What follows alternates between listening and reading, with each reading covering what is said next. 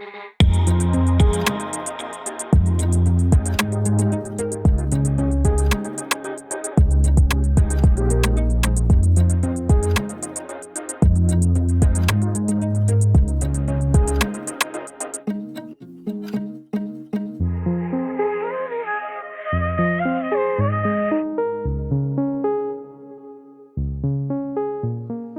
you ever said something and immediately wished you could take it back? Maybe it came out in anger. Maybe it slipped out under pressure. Maybe it revealed something you didn't even realize was inside you. We've all experienced that moment, right? When words leave our mouths and we think, where'd that come from? But Jesus would say that's not the most important question. See, the better question is, what does it reveal about what's been growing inside me? Welcome back to Rooted. I'm Dan Holland, and today we began the second half of our journey. Now, for 6 episodes, we've been working beneath the surface. Our roots, identity, our mindset, truth, faith, and surrender. And the big idea behind this entire series is simple. Transformation is not behavior management. It is life from the roots up. Now, every healthy tree grows in 2 directions, down into roots, and up into fruit. Now, until now, we focused on what has been growing in you, in your heart and your mind. Now, beginning today, we'll discover what inevitably grows through you.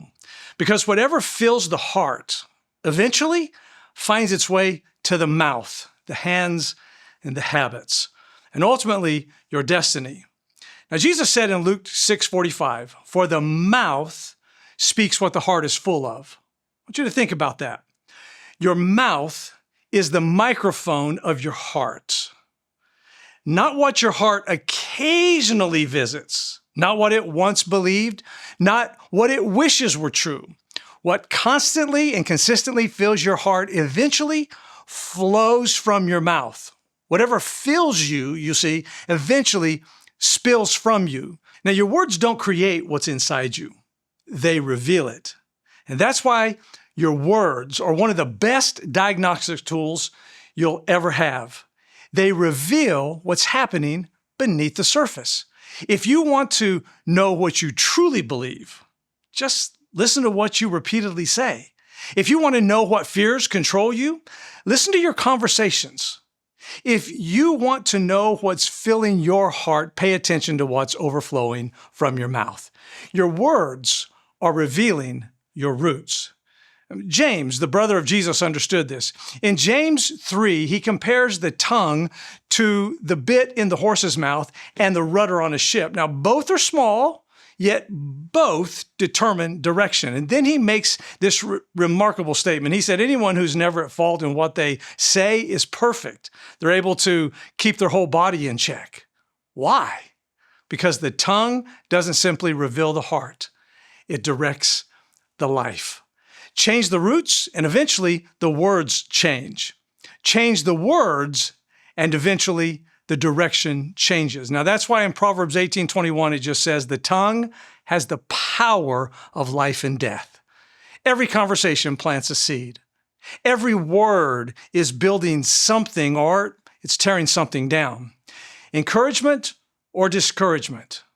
Hope or fear, truth or deception. See, we are constantly sowing with our speech, and eventually we reap what we've been planting.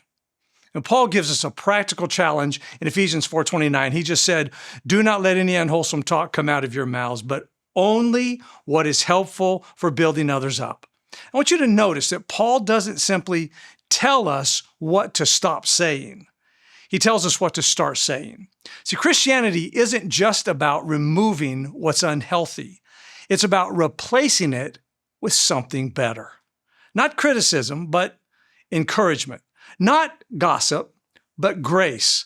Not tearing people down, but building them up. And that's where many people get stuck, because they try to solve a speech problem by focusing only on their words. They promise, I'll try harder, I'll be more careful, I'll watch what I say. But behavior management only trims the branches. Jesus always works at the root level. Jesus takes us deeper, you see. The issue isn't merely your vocabulary. The issue is the heart. If the roots are healthy, healthier words will follow. If the roots are unhealthy, the solution isn't simply trying harder. It's going deeper. Healthy roots produce healthy words.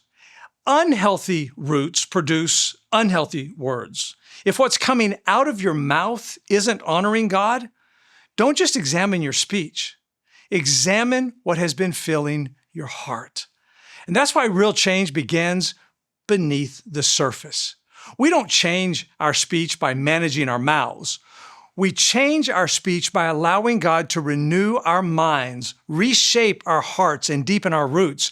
Change the roots, and eventually the fruit changes. But if you change the words without changing the heart, eventually the old words just return.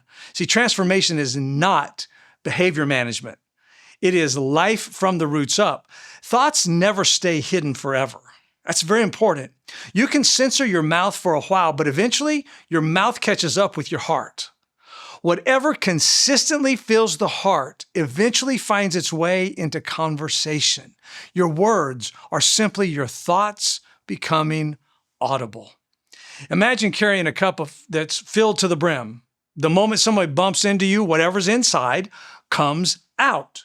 If it's water, water spills. If it's coffee, coffee spills. The bump didn't create the contents. It revealed them. Life works the same way. Pressure doesn't create anger, and difficult people don't create impatience in you. Stress doesn't create fear. Those moments often reveal what has already been growing beneath the surface.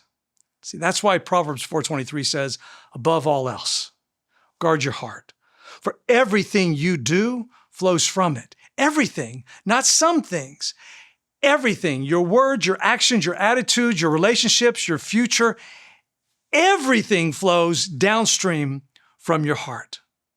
Paul says something remarkably similar in Colossians 3:17. Whatever you do, whether it's in word or deed, do it all in the name of the Lord Jesus.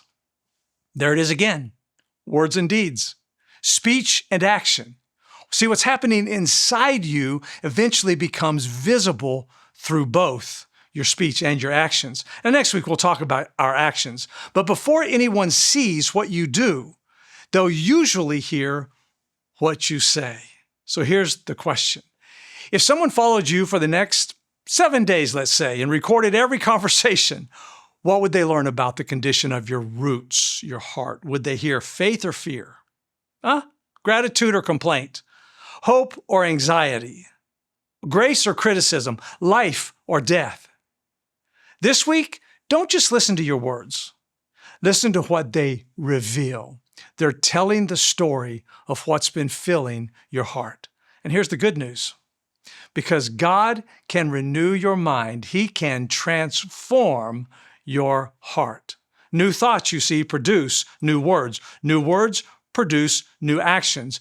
And new actions become new habits. And over time, a completely different life begins to grow.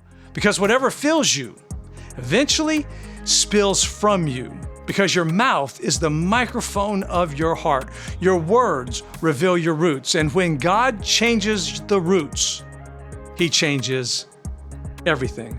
I'll see you next time.